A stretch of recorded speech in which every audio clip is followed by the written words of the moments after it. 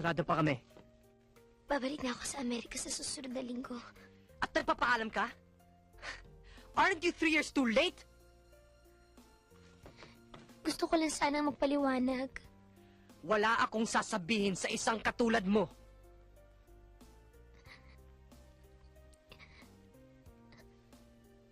I'm sorry.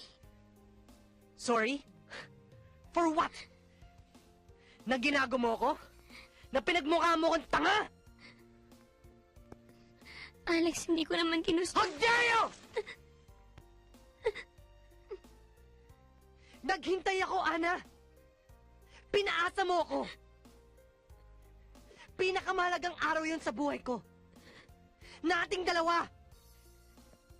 Pero iniwan mo ko. Hindi mo kailanman malalaman kung gaano mo ako nasaktan. Wala akong choice. Joyce? Joyce?